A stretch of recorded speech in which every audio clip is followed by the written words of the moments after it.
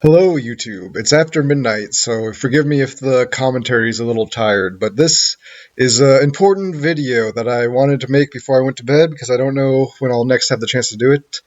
And I actually already did use my last pretty much whole window to record on this topic because I figured it's such a big update, I wanted to go super in depth, and then the video ended up being 2 hours long. And I still have that. If someone wanted that, I would upload it, but I had a feeling no one would watch, which defeats the purpose of making a big update video if it's too long and people don't watch it, they don't get the update. And the update is I am now a VGC player after, what is it, close to 15 years? That can't be right. I think it is. About 15 years of uploading on YouTube, not very frequently, but that is what this channel is. Me uploading Pokemon battles. I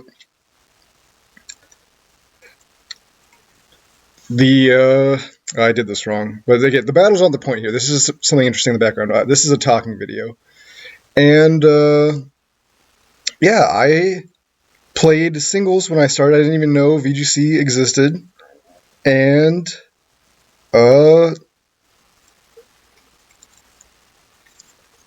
I uploaded pretty much exclusively singles here for all of the time that I've been here, and then during the pandemic, like many people, I had suddenly more free time, and that's when I got into VGC. Is 2020, that's 5 years ago, and yet if you just interact with this channel and nothing else, like you don't follow me on Twitter, where I am much more active than I am here, you wouldn't know that I not only started playing VGC, but almost entirely play VGC now. And so I thought I should, make a video talking about, one, the fact that it happened, and two, explaining why. Why, after, the first time I heard of VGC was 2014 when the Pachirisu won, and I didn't know what the heck it was. I just heard Pachirisu won the World Championships. Like, what the heck is the World Championships of Pokemon? I didn't know that was a thing. I honestly, no offense to, Jody or anyone else who played. Jody's my goat. I watch his streams. I thought these were like Make-A-Wish kids. I was like, how could this whole tournament exist? I've never even heard of it. Who's playing in these if none of the people I follow for Pokemon battling, participate in or talk about this? It can't be that, big of a deal. I had never heard the term VGC. I just knew that, this was Pokemon's sponsored thing, and it must be, they rounded up the local kids and, paid them $50 to enter, and it was a Mickey Mouse thing. But anyways, so I didn't think about it again. Again, I'd never heard of it, didn't know what it was, didn't think it was worth my time. And fast forward to 2016, that's when Wolf won. And Wolf has a lot of friends in the Pokemon community. So during that whole run, people were rooting for him, people I follow and, know about, singles players. So that's the first time I, had any vested interest in what was going on over there. And, he did end up winning, as you know, and everyone was so hyped for him, being an American champion. And, what was I going to say? Oh, so I saw the moment where, he makes that call and he looks at the camera and does the eyebrow thing. And that was one of the coolest things I've ever seen. And I was like, okay, I'm rooting for this guy. I'm a fan now. I'm glad he won. And so that's when I was wondering, what's up with this VGC thing anyways. And of course, being that Wolf winning brought all this publicity, there was a lot of discourse on, the merits. The singles and VGC community kind of found themselves in the same conversation. And so, of course, that conversation started to turn to, what's better? What's the difference, and what should people think about these things? And so a lot of the stuff I heard from singles players, which would again be my main the space I occupy, I don't know how you want to call that, And so a lot of the stuff I heard is like, oh yeah, there's no sleep clause over there. There's no anything clause. It's just spore your opponents, or 2016 would have been dark void your opponents, which is even worse. But it's, kind of silly rules. Pokemon's not doubles anyway. It's barely even, real Pokemon compared to us. We balance the game. We have bans. We don't play with nonsense. We have sleep clause. You don't want to play that game. Our game is better. And I, didn't know any better. And I thought, sporing everything sounds like a lame way to play Pokemon. I'm glad, they can have fun over there, but I'm sticking to singles. And so I didn't think about it again from 2016 until 2020, when obviously the pandemic rolled around, and I had suddenly much more free time, and I didn't even play singles, as hypothetical viewer who's watching this needs to be explained. My history might know. I kind of dropped off from singles just for life reasons around that time. So there's just, I wasn't playing at all until 2020, pretty much. And then I suddenly had almost infinite free time. All the life stuff that was stopping me suddenly became different life stuff, but the type of life stuff that you can play Pokemon during. And so I started watching YouTube videos again when I hadn't been. And so a lot of my content creators that I watched, like NBZ and Magnitude and stuff, had all retired. So I had to find new people to watch for the first time in a while, because I was always kind of stingy picking new people to watch. And part of that was because I only had a limited amount of time. So I only wanted to watch my favorite viewers' stuff and only their stuff, so I could watch all their stuff.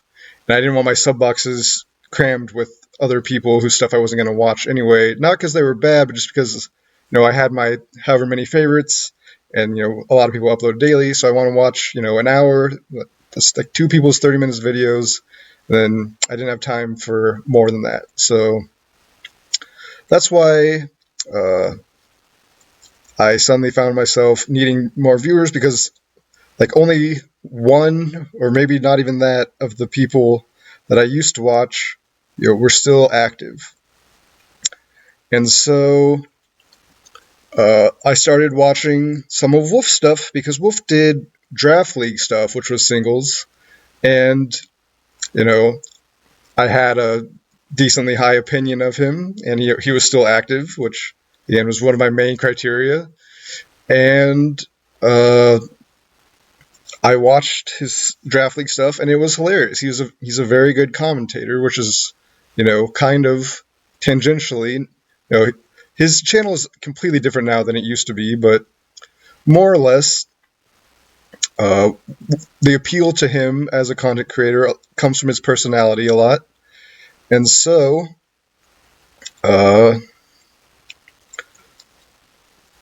I consumed all of his singles content, but he mostly does VGC, so I went through that pretty quickly. And yeah, I'm using Wolf's team in the background here, by the way, if that wasn't obvious. Like I said, I'm not really commentating on what's going on here, but yes, should mention while I'm talking about Wolf that I just yoinked his team for the purposes of doing this, because I thought that would be fun. I like Paris as well, even though I've never played it, obviously, because it's not a singles thing. But the concept appeals to me. I get exactly why he likes it. And anyways, back to the story.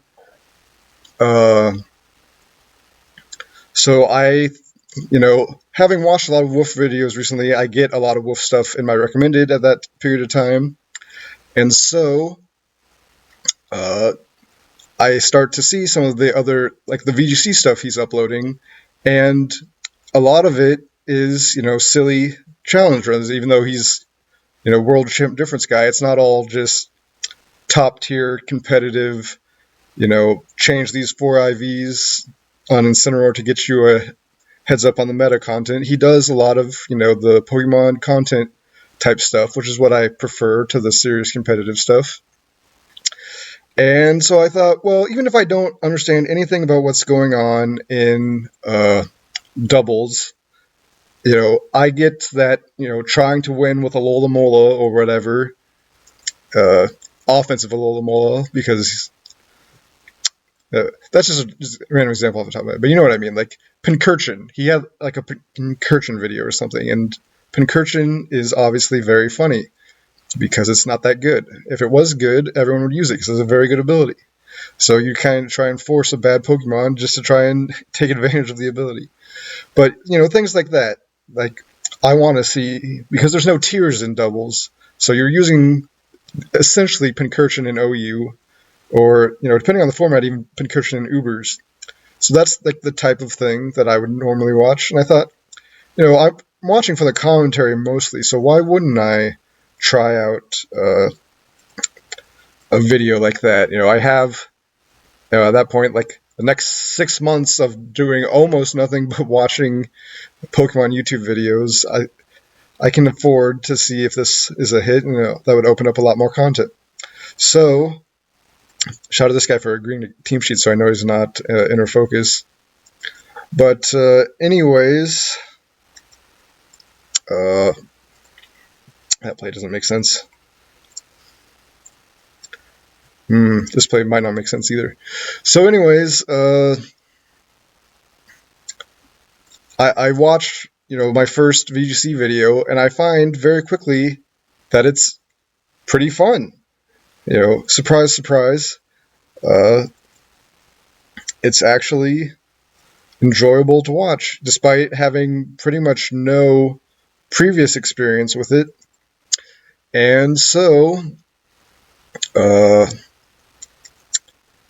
I start watching some of the other stuff, and, just what's immediately apparent is you can use silly stuff in doubles, which is what I'm all about. It offers, a whole different style of Pokemon, but the core concept of Pokemon is still Pokemon.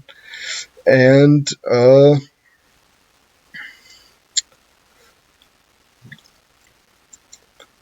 not only that, but since there's supporting moves now, a lot of Pokemon that normally could not function, almost no matter what, in singles, have tools that don't do anything in singles that are actually quite good in doubles. And so, I start to see, this could be a thing I'm interested in. And,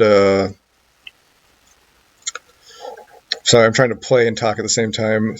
It's getting a little difficult, but like I said, I'll sacrifice the play if it'll help me talk.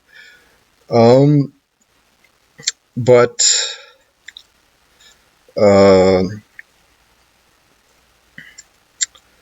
so I start to think, maybe I could be interested in this. Maybe I should, think about picking this up as, a side fun thing to do. And because I'm watching, again, this is a pandemic. I'm watching like back to back to back Wolf videos at this point. And another thing I notice is that Dynamax is so less oppressive in doubles. That's another big thing, because this is Generation 8. And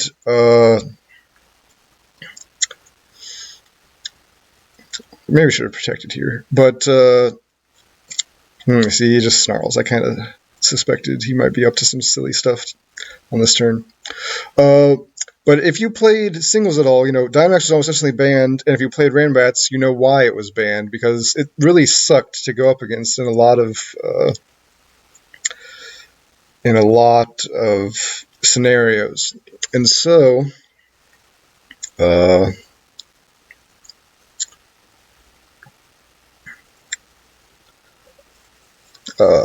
while that was the current generation, the idea of using the generational mechanic, and two, it actually being, fun,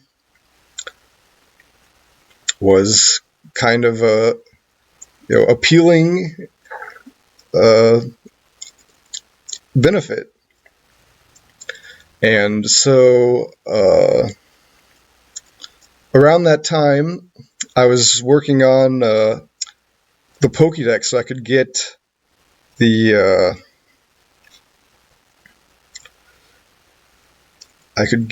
shiny charm. And while I was trying to find a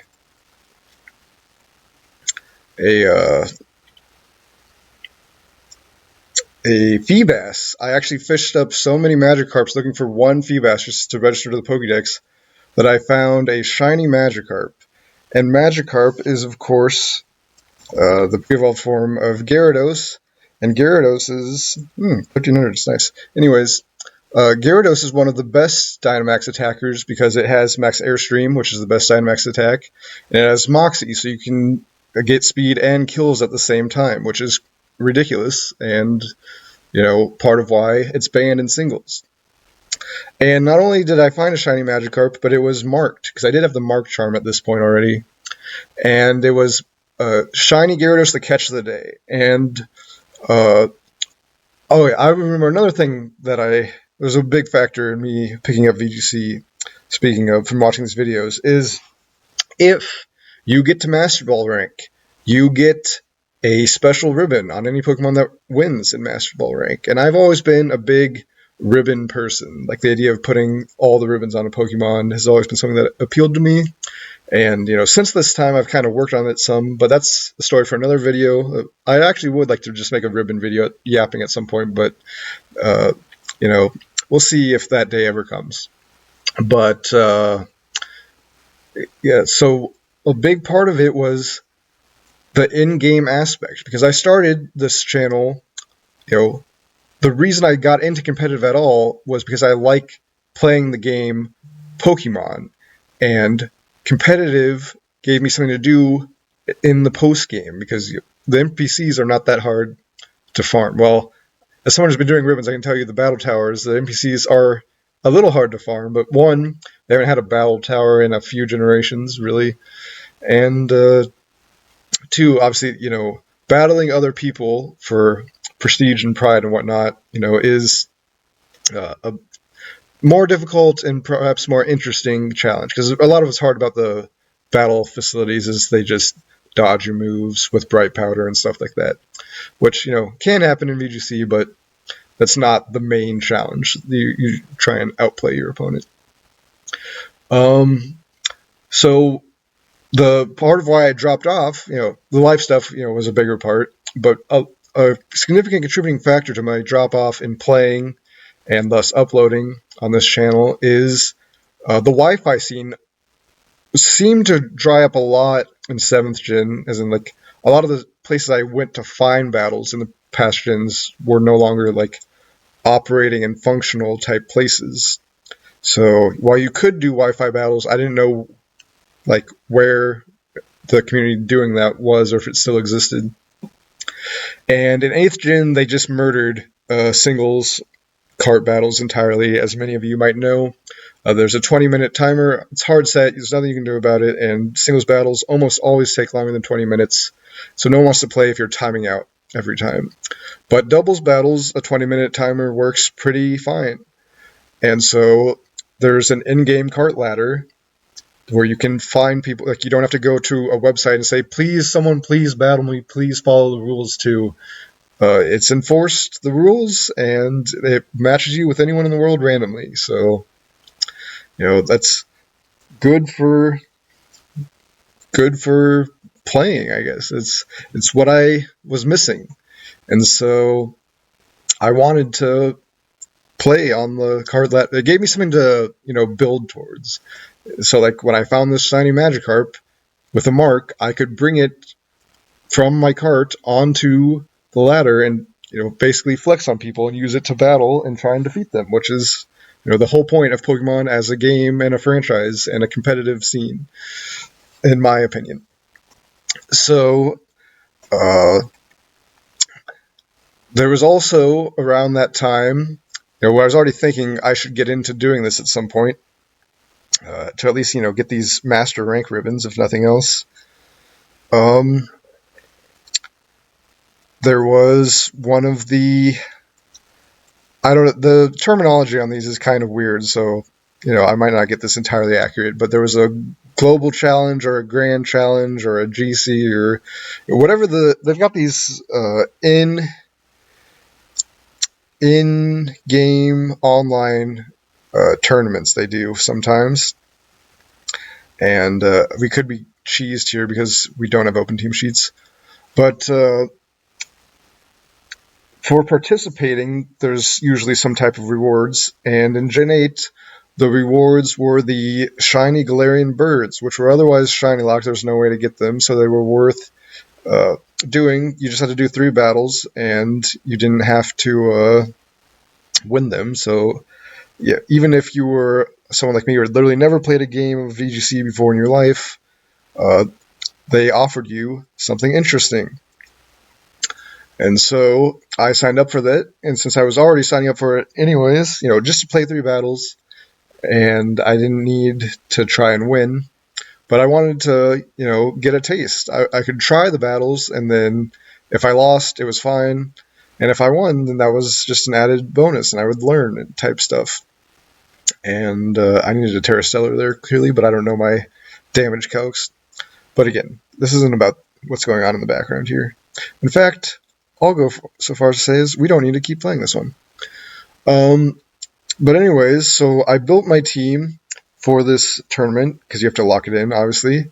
And I got, the Gyarados as my Dynamax attacker. Being 8th gen, strategy was at least a little streamlined, I guess. Maybe if that's the word you want to use, where you knew basically what you wanted to be doing. You need some sort of Dynamax threat, and then your rest of your Pokemon support and clean up once that's done. So Gyarados was my Dynamax threat, and I thought, well, now I need a support Pokemon for Gyarados. The obvious answer is Lightning Rod, because even with doubled health, the easiest way to lose your Gyarados, arguably the only way to lose your Gyarados, is electric attacks. So I went with Raichu, because Raichu also has access to Fake Out and Nuzzle, and even Feint. I think I ended up running on that. And so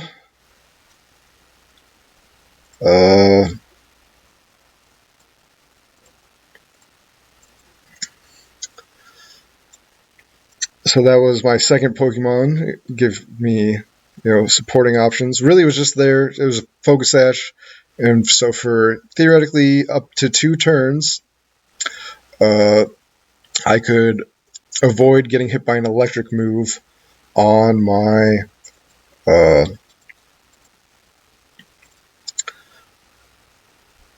Gyarados, which could potentially be enough to win you the game in certain situations. And then I needed 2 more Pokemon, at least, because you bring 4 in VGC. It's pick 6, bring 4. And so I selected at this point, I think it was a double restricted format. So I needed 2 restricted Pokemon. The 2 Pokemon I'd picked so far weren't restricteds, and so obviously you don't want to bring less than 2 restricteds if they're allowed. And because of that, I selected the only 2 restricteds I had access to at all in my game, which was Zacian, because I had Sword, and Eternatus, because I had Sword. And so there's no way for me to get anything else at that point in time. And so I...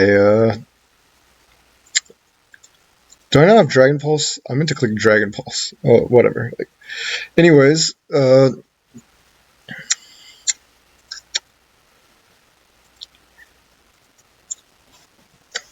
after that, so that's 4 Pokemon right there. And luckily, Zacian in 8th gen was one of the most broken things of all time. So it was a surprisingly not even that bad of a team. So I hopped on with my 4 Pokemon. I didn't know any more Pokemon. Once I got to 4, I was happy. But I did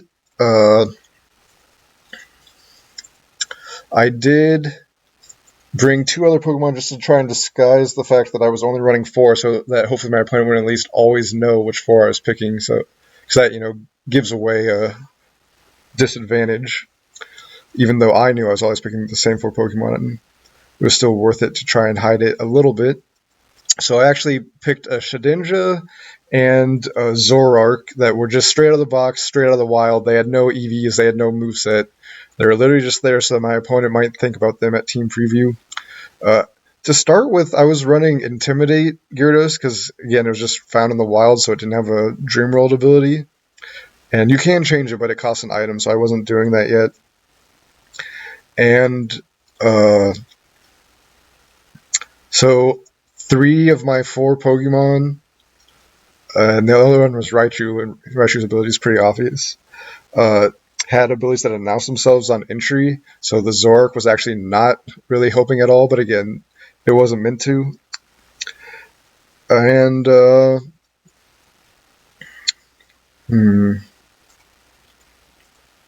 I'm just kind of autopiloting here, even though there's people watching now. So I did at least win 1 game in that, I remember, and that was encouraging enough for me. And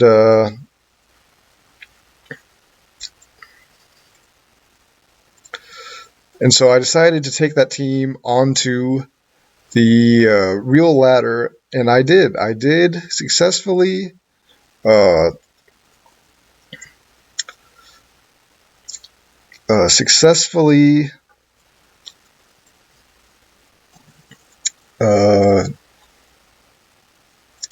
get to Master Ball with the team of only 4 real Pokemon.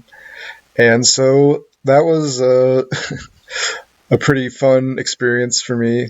And it kind of helped me think, imagine if I made a real team and tried, which I never really did for the rest of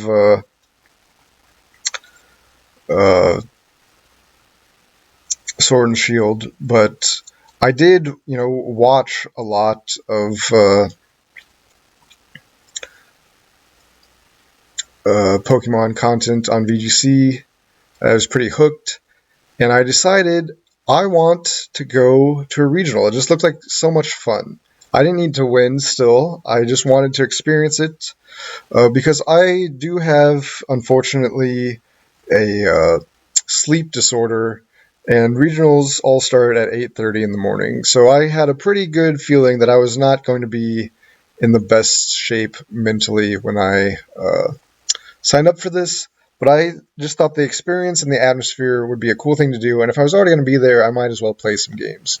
So in 2023, I signed up for the Milwaukee Regional Championships, and I showed up there with my brother because, again, I needed a driver. Basically, I was not good to drive in the morning.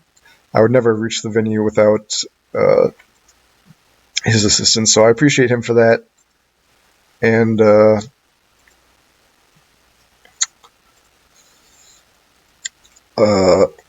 I brought a team I made myself. That was kind of one of my big goals, I guess you could say, where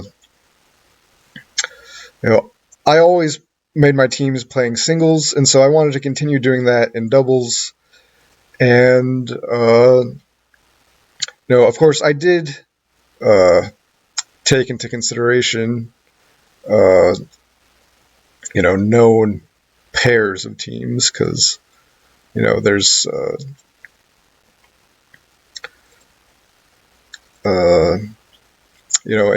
in VGC you can have like something called like 2-2-2, where you have things that are meant to go together, and you just have 3 of them, and you pick one of them and put them in front, and another one put them in back, and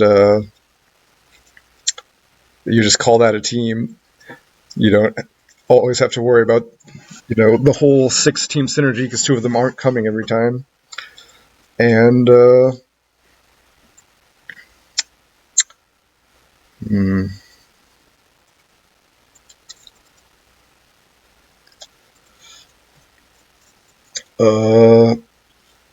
yeah, so it's not like I didn't use any known pairs of 2, but I assembled my own 6 without copying off, anyone else's 6 Pokemon. I only used Pokemon that I like, and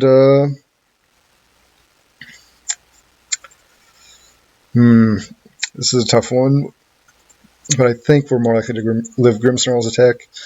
And yeah, we got it now. So I showed up at the regional, and the very first, because this was my first event other than the not serious playing in the challenge to get the birds. But first round, my opponent was late and got a game loss, so I won, but it was 1-0 in the best out of 3, and we defeated Roy Keane, VGC's group of people here.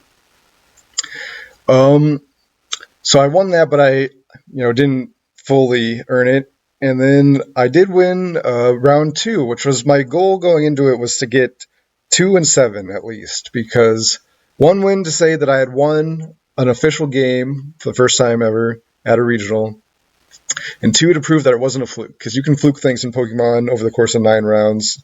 It's hard to fluke in 2 out of 3 because you have to fluke twice, but out of 9 tries it can happen. So anyway, I ended up getting all the way to 5-2, which was crazy to me. When my mom asked, does the tournament still go on Sunday? I said, well, yes, but I won't be playing in it, because she was wondering if I was going to have to wake up early twice. And I'm like, well, if I'm late the second day, it doesn't matter, because I won't be playing for sure. But I got all the way to 5-2, so at round 8 I still wasn't eliminated yet. And unfortunately, I got a matchup that I was not really that prepared to deal with, and I managed to cheese it game 2 after just getting owned game 1, and so that sent us to game 3, and I was trying to figure out a way to adjust so I wasn't just trying to flinch my opponent to death and win by him never getting his attacks off. And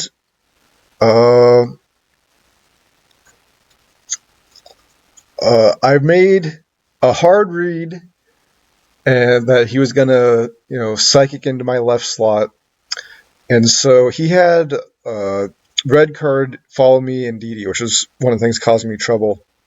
It was a Psy Spam team at that time. It was Reg C, it was Armarouge and DD, and I switched out my Chi-Yu, which is my other slot, and I hit him with my Torkoal, which was not min speed, by the way, because I wanted to use a Torkoal from my copy of Ruby as a nostalgia thing. And I'm like, the min speed doesn't really matter. People always talk about, competitive Pokemon's impossible. You gotta do a billion things to get the perfect optimal thing, but you can play with a non-optimal Pokemon, and, it will cost you in certain scenarios, but there's like 20,000 billion possible scenarios in Pokemon. And so, obviously, if you're trying to win the tournament, you want to cover all of them. But if you're just playing for fun, if you save like 5 hours, or in my case, I was just wanting to use a mark I thought was cool because Ruby was the first game I ever owned, even though I lost that copy and this is a different copy. But Ruby as a game has some nostalgia for me, so it was worth it more to me to use one from the original Ruby version than it was to breed one with 0 speed IB. But this was the one matchup where I did run into where it mattered, because the other guy had a Torkoal, obviously, and his was min speed. So I used my Torkoal. I at least knew it was going to be slower all the time. I didn't have to pray for speed ties. And I attacked his Indeedee because I had to stall the Trick Room. If I stalled out the Trick Room, I couldn't prevent him from getting it up. But if I stalled out for 5 turns, then my Pokemon would be faster and eliminate his threats in the back. And so I swapped out and hit him with Torkoal, thinking I'll activate the red card and I'll switch into my Chi-Yu in that slot and I'll absorb the expanding force, and it'll be this, next level play, genius maneuver. And I go for it, and I forget, despite the fact this is game 3, so I've already fought red card, twice this very round. I forget that the way red card works is I do not choose who I switch into in the back. So in the back, I had Chiyu and Glamora, and of course, it's the Glamora that comes out and takes the psychic attack as I predicted, and it goes down in one shot. And so I end up in a situation where after I saw the Trick Room, I have Chiyu 3v1. And I almost am able to, beat 3 Pokemon with 1 with Chiyu just because it's so good and I outspeed all of them. So if I had had a second Pokemon, if the Glamora hadn't taken that attack and died on that turn, I really think I could have won. And then obviously I'll never know who I would have been paired up in the last round, so I'll never know. But I at least, probably would have gotten points, which is something I really wanted. But instead, I fall to 5-3, and then I kind of just got smoked the last round. I actually had good stuff from what my opponent brought, but I was afraid of the things he didn't bring, so I didn't cover what he did bring because I have good stuff for that. He's not going to bring it, and so I lost that pretty. There's my only 2-0 loss of the whole thing. I went 5-4. 3 of the 4 losses I lost in game 3. But the last round I lost 2-0, and so I didn't get any points. And so that was my first regional experience, and I kind of found myself in this space where, do I want to leave it at that? Because it was, a semi-significant undertaking. I had to drive 5 hours to Milwaukee, and, like I said, waking up at 8:30 is not easy for me, and more importantly, playing a strategy game at 8:30. I can roll out of bed. I can set my alarm most days, and I had a driver, so I just had to get to the venue. I was fairly confident, which is why I signed up, that I could do that.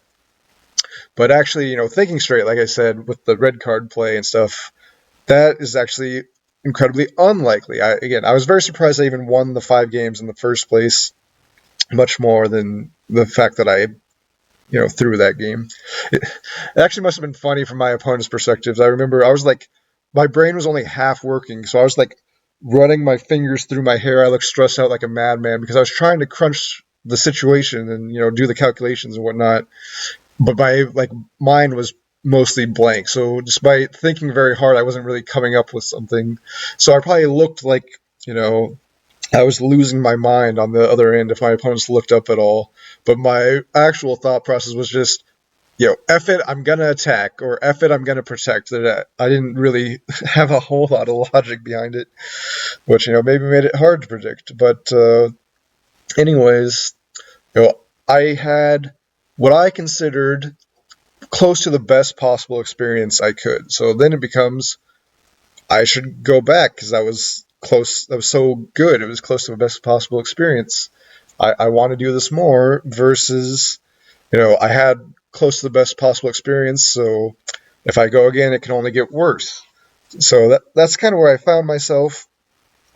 I looked into going to locals because, then you cut out the 5-hour drive, and sometimes they're in the evening. So you cut out dealing with that. But there were none in the whole state. I literally maxed out the range. I think it went up to 250 miles at that point. I think they've changed it, but I literally looked. There was none in the whole area. Let alone, I wouldn't drive 3 hours for a local anyway, but even then, there was nothing to go to. So I just kind of stopped for a while. But I did still, play the online ladder because that was fun and I was getting ribbons. And so that's just kind of where things were for a while until, this past. So where do I want to go with this? One, Pokegame, who's another person I started watching in 2020, even though he uploaded a Pokemosh Pit at one point, and I used to watch all the Pokemosh Pit uploads. So I did, I was familiar with Pokegame back in the old days, but I wasn't a viewer at that point. Other than, like I said, things he posted on Pokemosh Pit. But he announced he was considering going to a regional, and it was like a sub goal. I forget the timeline on this, is why I'm kind of going back and forth. And two, I, out of just curiosity and whatnot, my cat's going to jump on me, so if this makes any type of sound that you notice, just be warned. I searched for locals again because I was, so into the VGC stuff, and found that there actually were some in, like, they were about a 30 to 40 minute drive, which is inconvenient, but again, compared to before when there was none in the whole state, literally, this was much more doable. So I started being interested in going to things and taking it a little more seriously. And also, at some point, PokeAim announced he was going to regional, and I wanted to go because obviously he lives on a completely different part of the country than me, or I'm not going to bump into him organically at any point. So it'd be cool, just to get to meet him through that at the one thing he was going to, that I was already, interested in going to these tournaments in general. I thought that could, justify. Like I said, I wasn't sure if it was worth going because I was probably going to play worse, like just the odds that I had played well before versus the odds that I would play poorly. It seemed very likely that if I went to any more regionals, I would do worse. My goal was 2-7, remember, and I got 5 wins, 5-2 to start, so I wasn't even like playing the bad people at the end. So both of those kind of reignited my interest in playing, official things and not just, messing around on the ladder with funny things.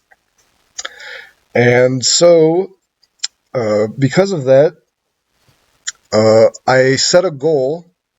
Because I went, 5-4. I lost the last 2 rounds. I barely missed out on points theoretically, and I always want, after the first thing of, saying I won a game, my next obvious goal was I want to get a point. I want to show up on the leaderboard. If you go to Pokemon's website and you scroll all the way back to the end, I want my name to be on there. And so I went to locals, and I did it. I got points this past season in VGC, which not only did I manage to get some points, but I kind of farmed my local, which, the first local I went to, there were 6 people, and I got second place. So that's this 12-point team here. And it was fun and cool and stuff. And you'll notice there's a Yanma here, which the only reason I would ever use a team with Garchomp on it, this was a team someone else made, I just yoinked it, but they had a Yanma on it. And I had literally just recorded a video, which I will never upload because I didn't finish it. But in the video, I was talking about how a lot of Pokemon that got evolutions in later gens that I like were like, I don't want to use the evolution, I still want to use them, but now they're outclassed, obviously, by their evolution. A lot of them get better, at least, with Eviolite. And I was sad because Yanma's not even good with Eviolite. Like, Yanma's one of my favorite Pokemon. I think it's arguably the coolest shiny in the game. And I had my rarest Pokemon I've ever found is a shiny Yanma in Silver version, where it wasn't Outbreak. So it's a 1% encounter, and it's a 1 in 8,192 shiny. So I had this super rare shiny Yanma, which I also just like as a Pokemon. And I was like, too bad this Pokemon will never have any competitive viability. And someone was like, hey guys, I think Yanma might have some competitive viability. I built this team. So of course I had to try it out. And unfortunately, Yanma's viability is spamming Compound-Eyes Hypnosis, which is, not the best ways to make friends at a local. Online, you don't care if they're mad at you, but, if you try and sleep them infinitely for 8 turns while they're sitting across from you, and it's your first time there, and you're, trying to make friends and meet new people, I didn't consider the implications of that. But anyways, I got second out of 6, which was good enough for points, and I thought, oh, this is great. I can't wait to keep doing this. I'm glad there are people here to play with. And then the rest of the time I showed up, the 6 people there never showed up again. I don't know where they went, but there was only 3 of us that regularly attended after that. And so I farmed, all these points, but full disclosure, it was only against 2 other people, and only one of them, I would say, knew what they were doing. Although, of course, the other person, just by coming every week and playing, got better over the course of the season. They took me to game 3 at least twice. So, I'm not trying to diss their skills. I'm just saying, I'm not the GOAT just because I got points with Sentret necessarily when, compared to how difficult it might be for other people to get points with Sentret if you're playing at a larger local. Just giving some context, I guess, is what I'm saying here. But one of the reasons I like VGC so much, one of the key components of this video, if you made it this far, is this Sentret Silver version was the first game I ever played, so that has, a big nostalgic factor for me. And Sentret is on Route 1, so there is a realistic chance that the first wild Pokemon I ever encountered in my life was a Sentret in the first route of Johto. And this Sentret is literally just a Sentret from Silver version. I went into the grass, found a level 3 Sentret, threw a Pokeball at it, caught it, transferred it up to Gen 7, transferred it up to Gen 9, taught it some TMs. I didn't even use a Mint. I didn't even use bottle caps to change its IVs. It's literally just a Sentret from Route 1 in Johto straight out of the grass. Only experience, which doesn't even matter because they auto level 50 you, and moves. TMs, and I don't know if I had to use there's no move relearner really in Gen 9, but the egg moves, you can pass them even on to Pokemon you caught in the wild. I don't remember if any of Sentret's moves are an egg move or not, probably, but because as Follow Me, it's still a viable Pokemon, just Sentret. I beat people directly with Sentret. Like, I got to Master Ball with this team, so it's not, only tested against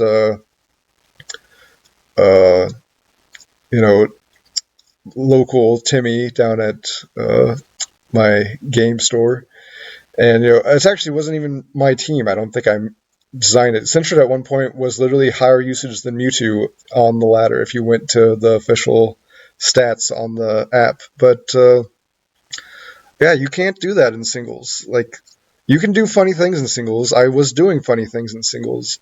But you cannot beat legendary Pokemon very easily with Sentret, which you literally could do in doubles. Sentret is one of my favorite Pokemon of all time.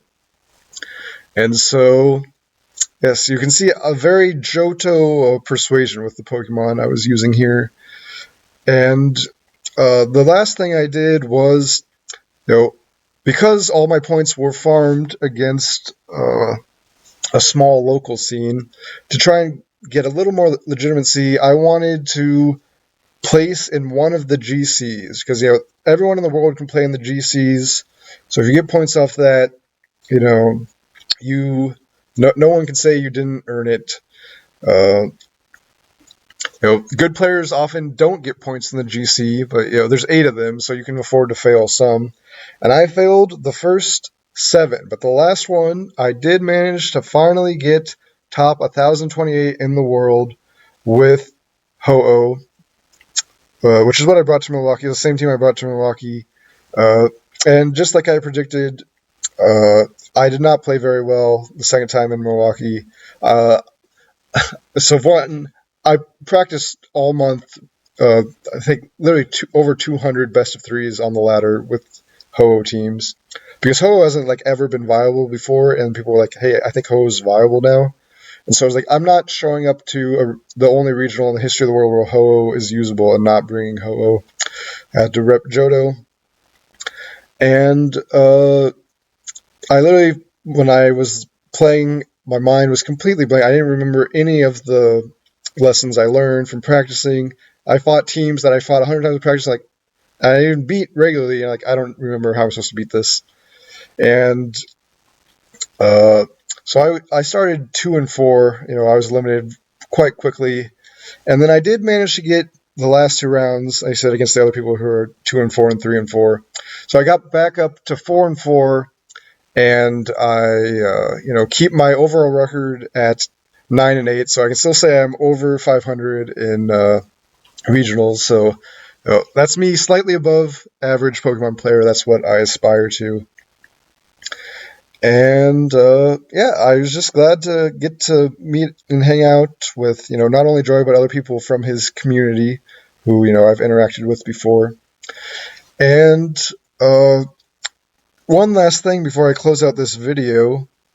This Meganium Blastoise team, I'm using it actively. This is a Reg H team with the Pelipper and the Arch, and Typhlosion was also on it, and Torkoal.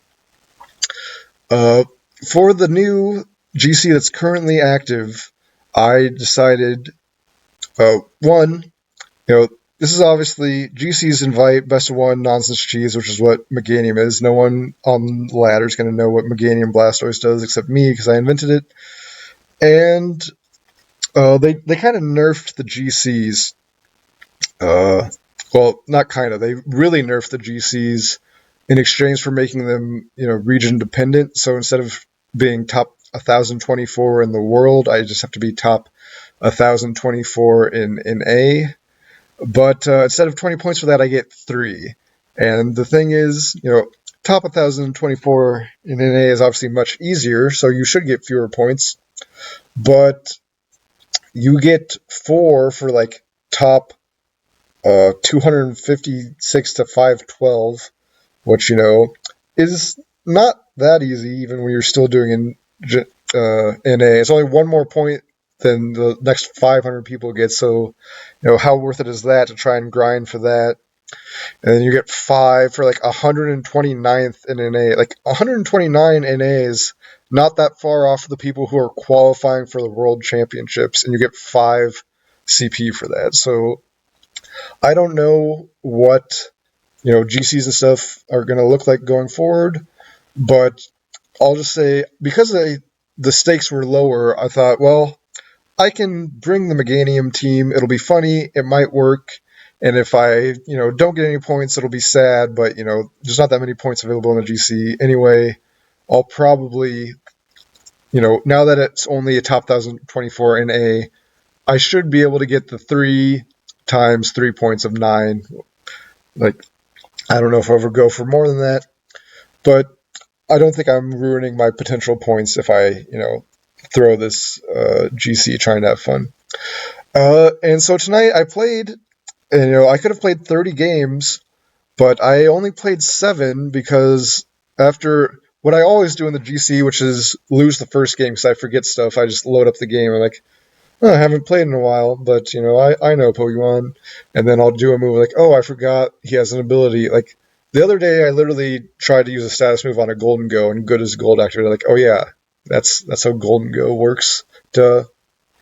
But if you don't play for a while, then you get rusty, and these things happen. Even though I consider myself someone who knows everything about Pokemon, and then I encore Golden Go, and it doesn't work. So it is what it is.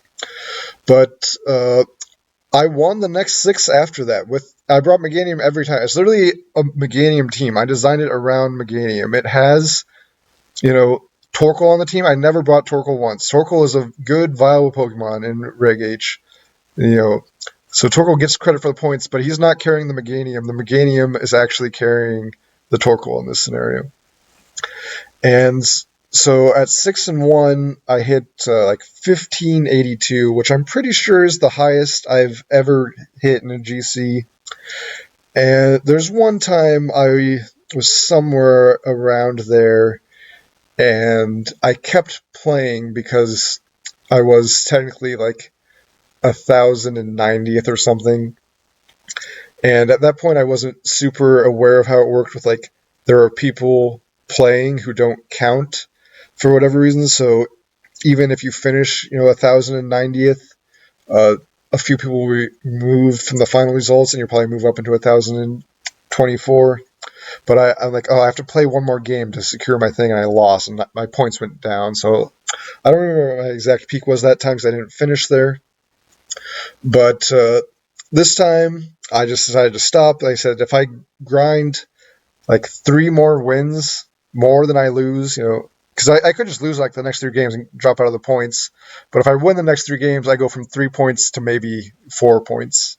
So I didn't think that was worth it. So I'm just going to stop. And we're assuming I get top 1024 in A, which right now I'm top 800 in the world. So depending on how many people play and pass me, I feel very confident I'll get top 1024, which means for next month or next season, I will yet again be getting points with Meganium, and not only with Meganium, but in a GC, so not just against people who are like, oh, that doesn't count. You barely deserve that. Top 1580 in a GC is not free. A lot of people would tell you you're not going to get that with Meganium. It's not a good Pokemon. But despite being my 3rd favorite Johto starter, that's only because I love the other ones so much. I've always been a fan of Meganium. We need to stop Meganium hate. So, yes, I put my money where my mouth is. I brought Meganium to the GC and crossed my fingers. I'm going to get points. And so at some point, I will probably upload some clips with that team from my run. So you can look forward to that in the future. And I'm not sure, going forward, despite the fact that I haven't uploaded any VGC in like the last 5 years of playing, I would like to change that. No, I did that one Typhlosion clip, which is like now my most viewed video, funnily enough, by a lot too, I think.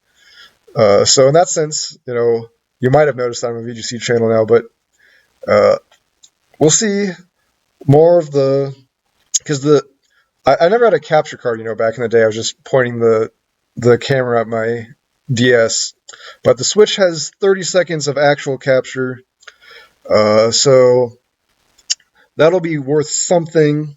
We'll see what I do as far as like, do I want to invest in like a Switch capture card and upload commented VGC content?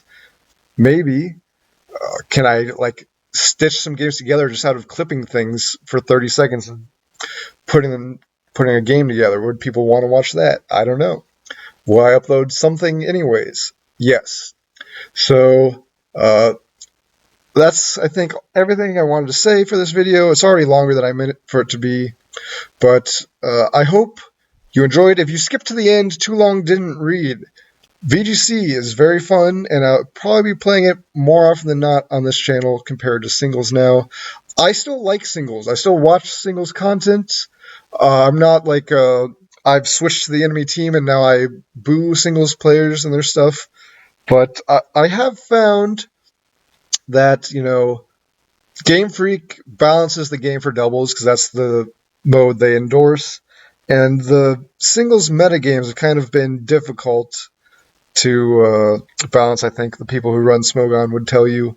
The people who play it might say that they've found. And I kind of like not having to deal with that. I like that everything's legal and, the doubles just makes it tolerable. And, you play Pokemon the way they intended with fissure and minimize and everything. And no one can complain because they don't ban anything at all. So, yeah, that's it. That's the update. I'm glad you stuck around, if you stuck around.